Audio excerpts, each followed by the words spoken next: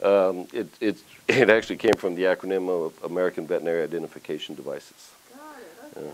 And then it just started to be AVID. Okay.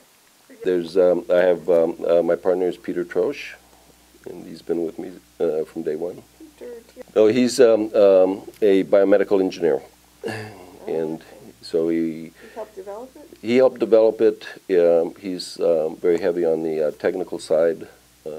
And basically what occurred was that I, like many other pet owners, lost my pet.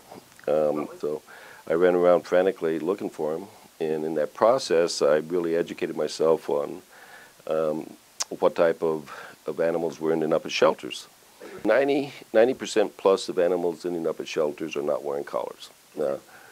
They lost them, and they tear off easily, and I just noticed that there was a tremendous number of well-socialized pets in shelters, and I knew that they wanted to go home, and I wanted my dog home, and I started to think that there had to be some way to identify an animal in a positive manner that would, cut through all of this stress and trauma and expense that I had gone through trying to find my dog. And I thought it was going to be some type of, conceptually, I wanted to be able to track him from satellites and be able to know exactly where he was at all time. But the reality was that, you couldn't put a battery underneath the skin because it obviously had to be replaced, and it had dangerous side effects. And so by a process of elimination, we came up with this passive device, passive meaning that it has no power, and it is only powered by radio waves being emitted from the reader. So the chip number, say it's has a number 123.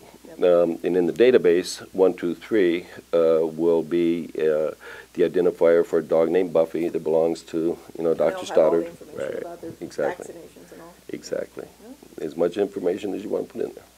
And it's important. It has to, the product itself has to last as long as an animal lives. Okay.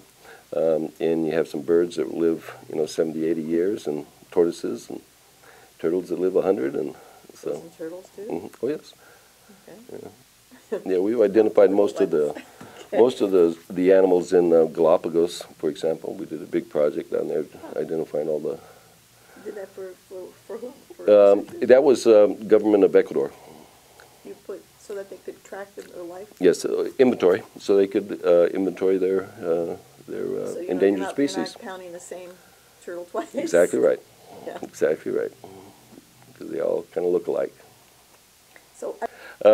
What I really like about it is that we are recovering approximately 3,000 pets per day, and I know statistically that before the microchip was widely used, that 95% of those would have been euthanized. So what I really like about it is that I can go home and get some gratification as a veterinarian that I've saved several thousand pets. Most important thing I do probably is to make sure that that people realize that we are offering a service here and not so much selling a product, because basically what we're doing is improving the probability of reuniting lost pets with their owners. And the chips can be used in multiple manners. The markets that we're looking for are very specific. Say, there's a whole very large market in the industrial application, we call it, which is non-animal application. Okay. This is for access control, for security systems, to identify the approved car components in NASCAR racing autos. So you wouldn't have knockoffs or something. Exactly. To stop counterfeit. And to do counterfeit prevention and product verification, and so that's basically the whole route that we're going.